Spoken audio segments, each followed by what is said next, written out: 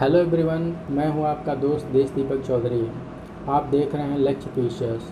दोस्तों, आज हम इस वीडियो में रवि सिहाग जी की एथिक्स की कॉपी का मूल्यांकन करेंगे और इस पर चर्चा करेंगे और उनकी कॉपी से कुछ सीखने का प्रयास भी करेंगे कि आखिर किस टेक्निक के बेसिस पर वो अपनी कॉपी लिखते हैं। उनकी टेक्निक को समझने के प्रयास करेंगे और देखेंगे कि हम कहाँ गलतियाँ करते हैं। जो गलती करते हैं उसको सुधारने का भी प्रयास करेंगे। तो चलिए देखते हैं उनकी कॉपी। जैसा कि आप सभी जानते हैं कि रवि सिहाग जी इस वर्ष यूपीएससी में 18वां रैंक प्राप्त किए हैं। ओवरऑल 18वां रैंक ये प्राप्त किए हैं। हिंदी माध्यम से देखा जाए तो इनका पहला स्थान है। तो दोस्तों, ये रहा पहला क्वेश्चन एथिक्स का। तो इसमें क्वेश्चन में कह रहा है कि निम्नलिखित मूल्य सिविल सेवा की प्रकृति को देखते हुए महत्वपूर्ण माने जाते हैं। कौन कौन से मूल्य? सत्यनिष्ठा, निष्पक्षता, सेवा भाव, सहिष्णुता। फिर क्वेश्चन में कह रहा है कि एक लोक सेवक के जीवन में उक्त मूल्यों की प्रासंगिकता का परीक्षण कीजिए और 150 शब्दों में इसको लिखना है।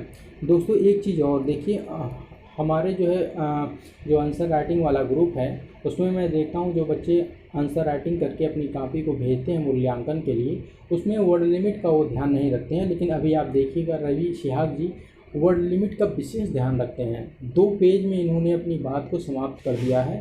तो वर्ड लिमिट का विशेष ध्यान देना है दोस्तों।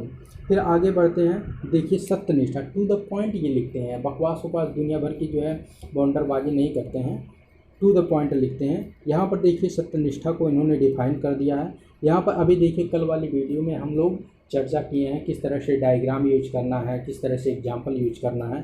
देखिए दोस्तों, वेन डायग्राम आप लोग कल की वीडियो में देखे हैं और यहाँ पर देखिए रवि सिहाग जी भी वेन डायग्राम का यूज किया है। उसके बाद ये जो है बताते हैं सत्यनिष्ठा को डिफाइन करते हैं। क्या लिख रहे हैं? किसी चीज़ से पूर्ण रूप से जुड़े होने एवं उसे पूर्ण आंतरिक सुसंगति की भावना को सत्यनिष्ठा कहते हैं। इसके जो है महत्व को भी ये बताते हैं कि किस तरह से निजी जीवन में और सार्वजनिक जीवन में इसका क्या महत्व है सत्यनिष्ठा का, इसको यहाँ पर डिफाइन कर रहे हैं। फिर दूसरा शब्द है निष्पक्षता। निष्पक्षता को यहाँ पर डिफाइन कर रहे हैं। निष्पक्षता को यहाँ पर डिफाइन करने के बाद देखिए यहाँ पर एग्जाम्पल भी दे रहे हैं। कल हम लोग एग्जाम्पल के बारे में, कल की वीडियो यदि आप लोग नहीं देखे हैं तो उसे देख लीजिएगा, मैं इसका लिंक डिस्क्रिप्शन बॉक्स में दे दूँगा। तो देखिए यहाँ पर एग्जाम्पल भी वो देते हैं। कह रहे हैं कि यदि एक मजिस्ट्रेट चोरी के अपराध में चोर को न देख करके, मतलब चोर के व्यक्तिगत व्यवहार को न देख करके उसके कृत्य के आधार पर दंड आरोपित करे तो क्या कहलाता है? निष्पक्षता कहलाता है। देखिए कितना बढ़िया जो है एग्जाम्पल इन्होंने डाला है। फिर आगे देखते हैं इसके महत्व को भी, निष्पक्षता के महत्व को यहाँ पर ये जो है डिफाइन करते हैं। और फिर जो है सेवा भाव, तीसरा शब्द आ जाता है सेवा भाव। सेवा भाव का इन्होंने क्या नाम है, तात्पर्य, सेवा भाव में इन्होंने लिखा कि तात्पर्य है कि व्यक्ति या सिविल सेवक अपने पद को रोजगार या वेतन भत्ते के लालच के रूप में न लेकर के समाज सेवा का एक माध्यम समझे। ठीक, तो सेवा भाव का जो है डिफिनेशन इन्होंने इस तरह से दिया है और इसका जो है महत्व भी यहाँ पर देखिए बुलेट पॉइंट में इन्होंने दे दिया है, दिखा दिया है। फिर सहिष्णुता की बात करते हैं। यहाँ पर सहिष्णुता के बारे में लिखते हैं ये, इसका अर्थ है सहन करना। क्या सहन करना? दूसरे के विचार, धर्म, आस्था और मान्यताओं आदि को सहन करना सहिष्णुता कहलाता है। यदि कोई आपका विरोध करता है या आपसे कुछ भिन्न है, जैसे धर्म के मामले में, रंग के मामले में, मान्यताओं के मामले में, तो उसके विरोध को, उसकी मतलब भिन्नता या विभिन्नता को सम्मानपूर्वक स्वीकार करना भी सहिष्णुता कहलाता है। सहिष्णुता का इन्होंने जो है महत्व भी बता दिया है यहाँ पर। चलिए आगे बढ़ते हैं। दूसरा क्वेश्चन देखते हैं। दूसरे क्वेश्चन में भी देखिए इन्होंने कितने अच्छे तरीके से डायग्राम यूज किया है। दूसरे क्वेश्चन में दूसरा क्वेश्चन क्या है? यहाँ पर दूसरा क्वेश्चन है भावनात्मक बुद्धिमत्ता कुशल प्रशासन बेहतर उपकरण है। भारत के बदलते प्रशासनिक परिवेश में इस कथन का औचित्य सिद्ध कीजिए। इसे भी 150 शब्द में लिखना है। देखिए दोस्तों, यहाँ पर देखिए इन्होंने ये इंट्रोडक्शन लिखा है। कितने कम शब्दों में इंट्रोडक्शन लिख करके समाप्त कर देते हैं। और ग्रुप में हमारे जो बच्चे भेजते हैं आंसर राइटिंग करके 5-5, 6-6 लाइन में इंट्रोडक्शन लिखते हैं। मैं बार बार कहता रहता हूँ कि 2 से 3 लाइन में आप इंट्रोडक्शन और कंक्लूजन दोनों 2 से 3 लाइन में लिख करके समाप्त कर दीजिए, नहीं तो फिर आप वर्ड लिमिट को क्रॉस कर जाएंगे, और यदि वर्ड लिमिट को क्रॉस करते हैं तो 2 तरीके से आपको हानि होगी। एक तो वर्ड लिमिट को आप क्रॉस कर रहे हैं जिसकी वजह से आपको कुछ नंबर जो है आपका काट लिया जाएगा। दूसरा, यदि आप जो है एक्स्ट्रा वर्ड लिख रहे हैं तो कहीं ना कहीं आप इस पर्टिकुलर आंसर में किसी और आंसर का टाइम कंज्यूम कर रहे हैं, जिसकी वजह से आपका 1 से 2 क्वेश्चन छूटने की संभावना प्रबल हो जाती है। तो देखिए यहाँ पर इन्होंने इस तरह से डायग्राम भी यूज किया है। डायग्राम वगैरह यूज करना है दोस्तों, जब आप बार बार इसका अभ्यास करेंगे तभी जा कर के आपकी जो आंसर राइटिंग की स्किल है वो इम्प्रूव हो पाएगी। यहाँ पर देखिए टू द पॉइंट ये लिखते हैं, भारत के हालिया प्रशासनिक परिवेश में होने वाले परिवर्तन। पहले वो तुरंत डिफिनेशन लिखते हैं, उसके बाद जो है टू द पॉइंट लिखते हैं, कोई बकवास वगैरह जो है नहीं करते हैं। चलिए देखते हैं, यहाँ पर भी देखिए एग्जाम्पल ये डाल रहे हैं, यहाँ पर एग्जाम्पल डाल रहे हैं और महत्वपूर्ण जो कीवर्ड्स हैं जैसे जो है शासन हो गया, जवाबदेही हो गई और जो है पारदर्शिता इत्यादि को अंडरलाइन भी कर रहे हैं। भावनात्मक बुद्धिमान को भी जो है अंडरलाइन कर रहे हैं। तो मैं बार बार आप लोगों से कहता रहता हूँ कि अंडरलाइन कीजिए, जो महत्वपूर्ण कीवर्ड्स हैं या जो है फैक्ट हैं उसको अंडरलाइन करना मत भूलिए। और एग्जाम्पल यदि आपको उससे रिलेटेड उपयुक्त एग्जाम्पल यदि मिलता है तो उससे भी कोट करिए, डायग्राम यूज करिए, तभी जा कर के आपका जो आंसर राइटिंग है वो एक बेहतर आंसर राइटिंग होगा। अदरवाइज आपको एक औसत नंबर मिल जाएगा बस।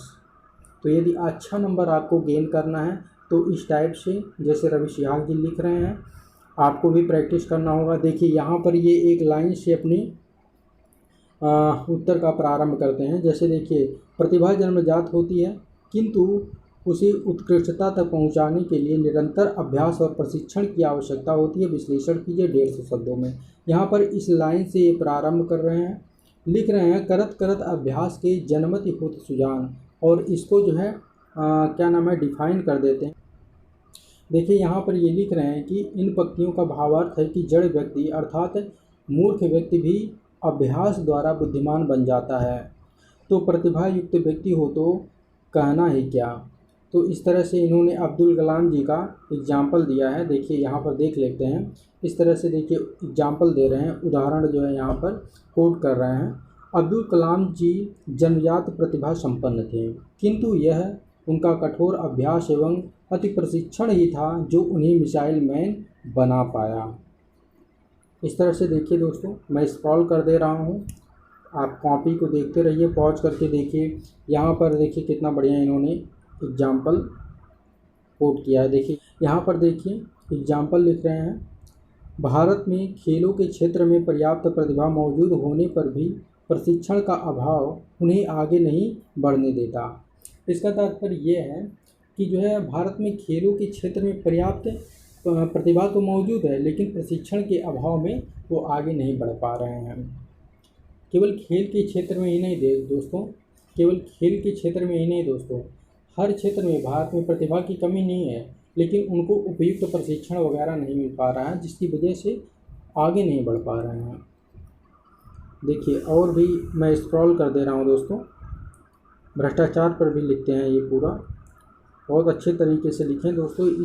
इस टाइप को यदि आप फॉलो करते हैं, इनकी टेक्निक को फॉलो करते हैं तो निस्संदेह आपका उत्तर लेखन अच्छा हो जाएगा और आपको एक मतलब बेहतर नंबर आप गेन कर पाएंगे। देखिए दोस्तों इस तरह से लिखते हैं। देखिए हर जगह जहाँ पर इनको लगता है कि ये कीवर्ड्स हैं, जैसे मानसिक विसंगति, यदि इनको जहाँ पर लग रहा है कि ये कीवर्ड्स है, इसको हाईलाइट करना है हमको, इसको ताकि एग्जामिनर के मतलब नज़र में ये आ जाए, तो उसको देखिए ये अंडरलाइन कर दे रहे हैं। तो इसी तरह से आपको भी अंडरलाइन करना है, जो आपके मतलब सब्जेक्ट का कीवर्ड्स लगे, जो इम्पोर्टेंट फैक्ट लगे, इम्पोर्टेंट तथ्य लगे, उसको अंडरलाइन कर देना है। देखिए दोस्तों बीच बीच में भी डायग्राम यूज कर रहे हैं ये, और टू द पॉइंट लिख रहे हैं, इधर उधर की बातें बहुत कम कर रहे हैं। तो इस तरह से आप भी लिखने का प्रयास करिए। देखिए ये एक जो है जर्मन के दार्शनिक है, इमैनुअल कांट को भी कोट किए हैं और अंडरलाइन भी किए हैं। तो इस तरह से आपको भी लिखना है। देखिए कितने शानदार तरीके से इन्होंने अपनी बातों को रखा है और कितने कम शब्दों में, जो वर्ड लिमिट है उसका विशेष ध्यान रखते हैं। तो दोस्तों यहीं पर इस वीडियो को समाप्त करते हैं।